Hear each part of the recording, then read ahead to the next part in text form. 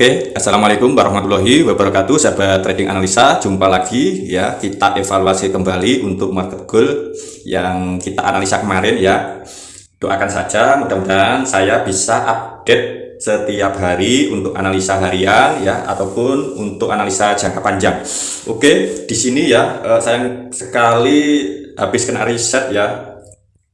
Jadi di sini tidak ada indikator-indikator yang saya pakai. Nah, kemarin itu kita marking area base supply-nya di time frame H4 ya. Kita marking base supply-nya di sini, di tempatnya, di body-bodinya ya.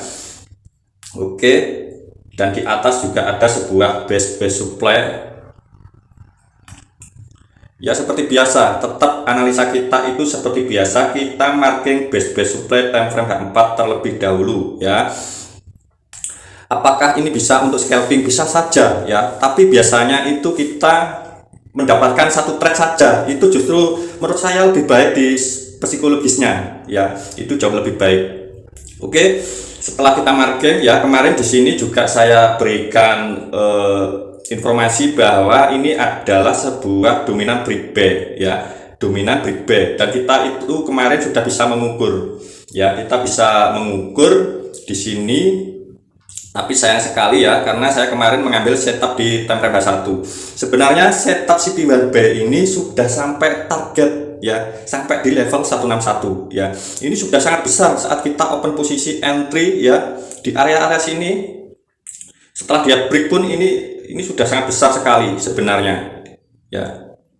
Tapi saya kemarin sayangnya ya, kemarin saya mengambil setup di H1 ya, setup di H1. Di sini ada dominan breakback, jadi saya take profit itu sampai di level 161 ini ya, sampai di level 161 ini. Ternyata market tidak sampai, dia hanya merespon setup time frame H4 tadi ya, dia hanya merespon time frame H4 ini tadi sampai di base supply-nya ya. Di sini dia tepat sekali di level 161, langsung memantulkan harga ya semalam. Nah, di sini semalam juga saya ada entry B di area-area sini ya. Kenapa alasan saya ada B di area-area situ ya? Sebenarnya di video kemarin juga sudah saya jelaskan ya, bahwa area body dari dominan break ini kemarin kan masih di area sini ya, itu masih baru terbentuk. Itu biasanya market akan mengambil body terlebih dahulu sebelum dia melanjutkan kenaikan ya, seperti itu. Tapi kemarin market langsung naik ya, baru kemudian dia mengambil body ya, setelah melakukan kenaikan sampai di level 161 dia mengambil body di sini. Dan saya juga ada entry, tapi entry itu untuk scalping ya. Saya sebenarnya entry semalam yang di area-area situ untuk scalping ya. Ini saya hapus terlebih dahulu ya. Alasan saya kenapa entry scalping di situ ya, sahabat-sahabat trading analisa di komentar juga bertanya mengapa entry di area inducement ya. Ingat, ini materi inducement belum saya update ya. Inducement ya, inducement itu yang valid ini menurut pandangan saya ya, bisa diaplikasikan atau dibuat referensi.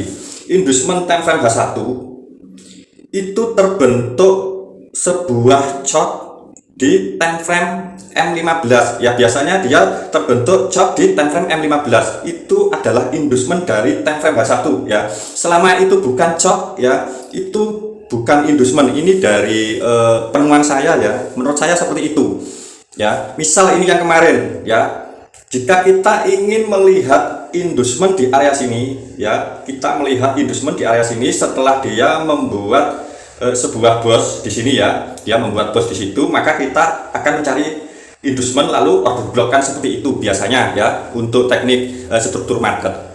Nah, tentu kita bisa beralih ke time frame M15, kita cari chopnya ya, chop di time frame M15 menjadi inducement di time frame H1 ya, chop di time frame H1 menjadi inducement di time frame H4 ataupun di daily ya. Jadi seperti itu, semua ada urutannya ya.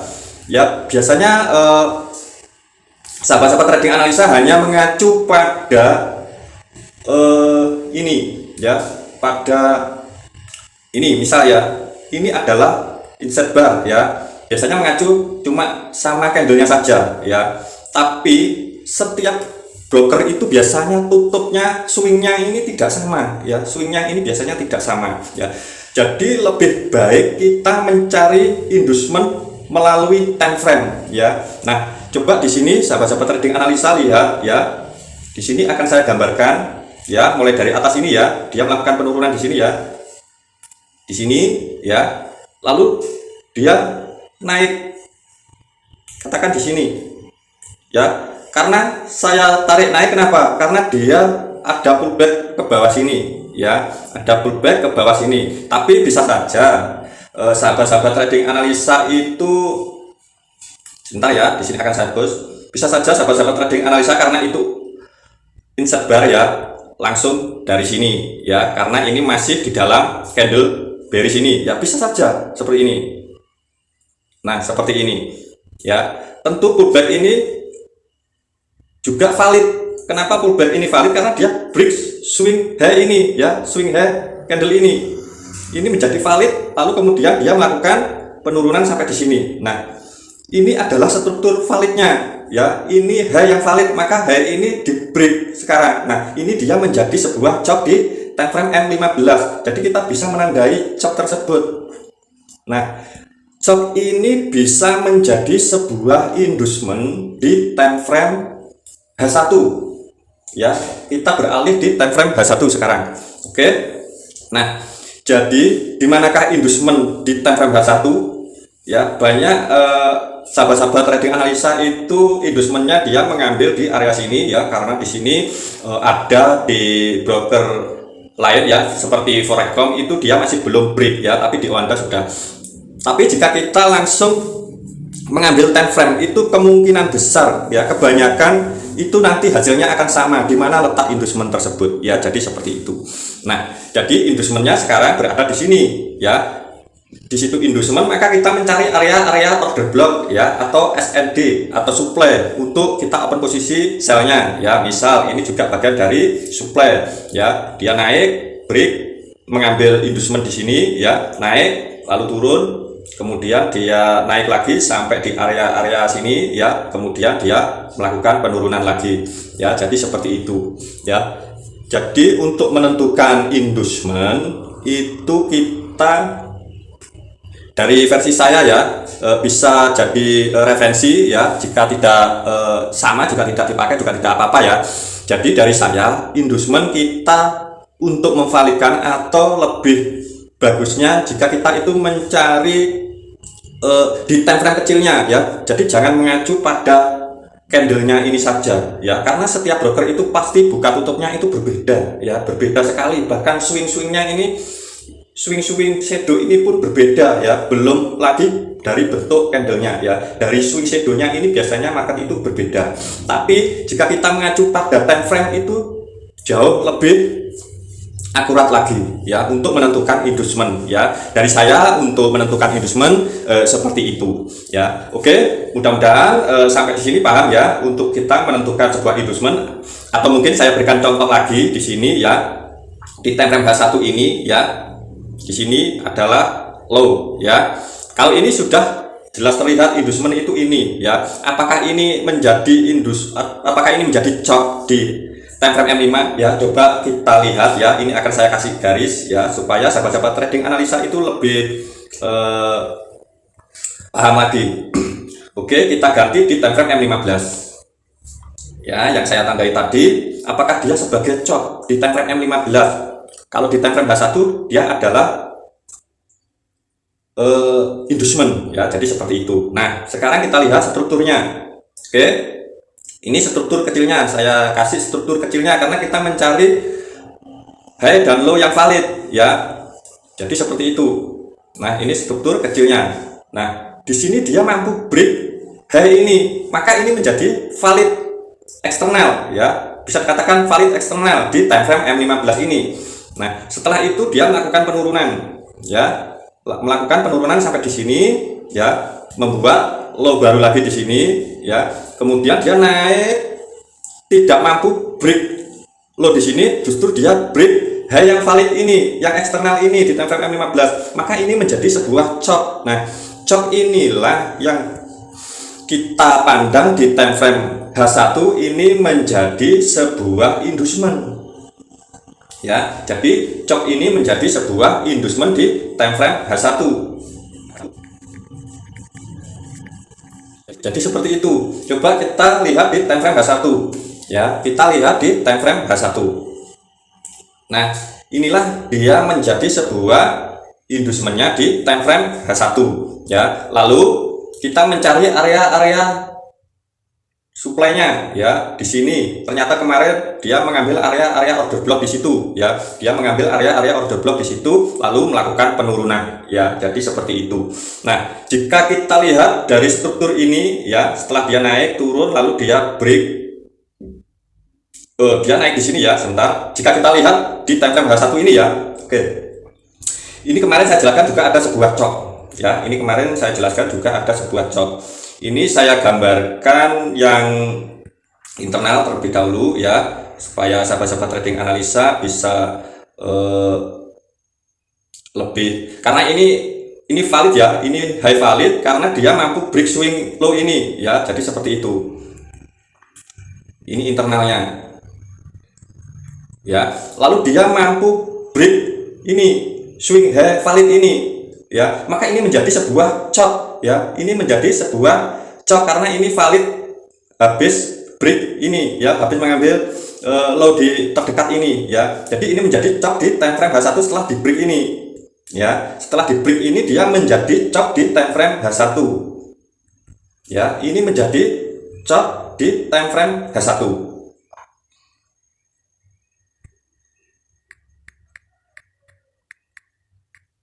ya.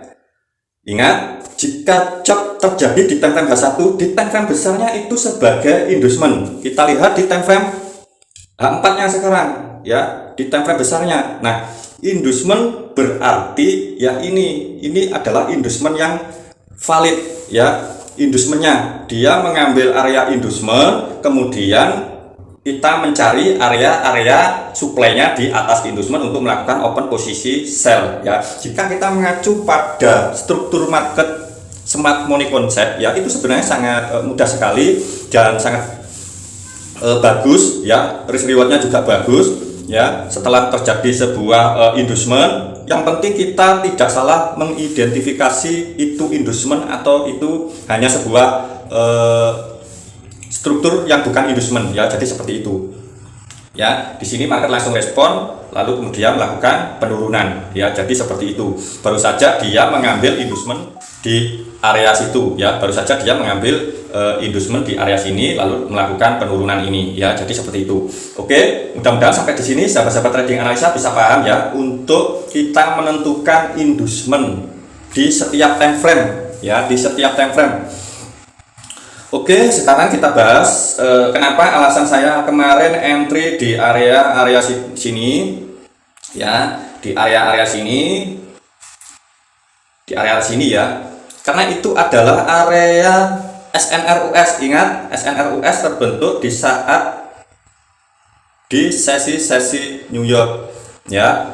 Support atau resisten yang terbentuk di sesi New York, apalagi ini pembentukannya sebuah bullish engulfing ya. Ini sangat bagus ya. Ini adalah sesi malam ya, sesi New York seperti itu ya. Nah, setelah saya marking seperti itu kemarin ya, ini akan saya hapus terlebih dahulu ya, karena ini sudah tidak kita pakai. Setelah kita marking seperti itu, kita bisa mengukur atau melihat terlebih dahulu ya. Kita melihat terlebih dahulu struktur ini seperti apa. Misal ya, ini struktur kecilnya ya. Sebentar, ini akan saya kasih yang lebih jelas lagi pakai ini ya. Dia naik ya. Di sini ini saya gambarkan struktur kecilnya ya. Ini struktur kecilnya, ini tidak mampu break ya, tapi ini adalah struktur kecilnya. Ini bisa buat indikasi market akan kemana nantinya ya. Lalu dia naik di sini ya. Di sini sayangnya satu candle ya. Oke, saya langsung ke sini saja. Lalu dia semalam mampu break di sini ya, mampu break ini swing low ini ya, sampai turun ke bawah sini ya. Dia mampu break ini. Ini formasi yang sudah sering saya jelaskan ya. Maka kita tinggal tunggu retest ya kemungkinan besar ini nanti market akan ada penurunan, ya kemungkinan besar nanti market akan ada penurunan, karena jika kita lihat ini adalah formasi sell, ya ini adalah formasi sell. Ingat formasi sell, ya break, baru kita tunggu retest untuk sell. Nah, kenapa saya entry buy di area sini? Ya karena saya menunggu, saya mengambil retestnya ini untuk scalping, ya ini tidak dianjurkan untuk yang baru pemula, ya sangat tidak disarankan, ya. Jadi di situ saya mengambil scalping, ya bukan intraday atau harian, bukan, tapi untuk scalping. Jadi di sini karena ini sudah membentuk sebuah struktur, ya kita bisa mengukur dari swing shadow ini sampai di swing shadow teratas ini. Nah seperti ini. Maka area entry kita untuk sell nanti di area level 50 ini, ya di level 50 ini. Tapi ini saya tidak anjurkan untuk para pemula, ya atau sahabat-sahabat trading analisa yang belum paham langsung mengambil open posisi buy di sini, ya karena ini banyak alasan, ya selain dia bertepatan dengan SNRUS juga, ya. Dan di situ semalam saya juga melihat adanya konfirmasi di time frame kecil, ya konfirmasi di time frame kecil di time frame M1. Nah ini ya formasinya di sini, jika kita lihat ini dia juga membentuk sebuah formasi struktur konfirmasi, ya struktur konfirmasi yang sudah saya sering jelaskan, ya. Nah seperti ini adalah formasinya, tinggal kita menunggu retest di level-level 50 baru hajar buy, ya formasinya terbentuk seperti ini, ya. Jadi inilah formasi yang saya ambil semalam, ya. Jadi saya mengambil area entry di sini, ya di area sini. Jadi ini sebenarnya risikonya lebih kecil, ya. Dan take profit tentu di level 50 tadi, ya. Untuk take profit saya mengambil di level 50 tadi. Mana tadi? Ya sebentar, ya. Oh ya, ini belum saya ukur, ya. Setelah dia mampu break ini, ya. Dia mampu break swing ini, ya ini kita bisa mengukur pakai Fibo swing teratas ini sampai swing terbawah. Kita ambil level 50-nya. Ya, kita ambil level 50-nya di sini. Untuk kita open posisi, SL ditaruh di bawahnya sini, ya. Kemudian take profit kita mengambil sampai di level 50 di time frame H1 tadi, ya. Kita entry di time frame M1, tapi take profit ini tamak, ya. Ini take profit tamak, ini tidak boleh ditiru sebenarnya. Nah, kita mengambil di level 50 time frame H1 tadi, ya kita mengambil level 50 di time frame H1 tadi, ya. Mudah-mudahan sampai di sini paham, ya sahabat-sahabat trading analisa maksud saya, ya. Nah jadi take profit saya nanti sampai di level itu. Ini perbandingannya memang cukup lumayan besar, ya. Selain SL nya kecil, ini perbandingannya ada 1:6, ya. Sebenarnya ini sudah banyak profit ini, ya jika saya ambil take profitnya, ya. Jadi seperti itu. Kenapa alasan saya entry di situ, ya karena ada sahabat trading analisa kenapa entry di area inducement, ya. Jadi seperti itu.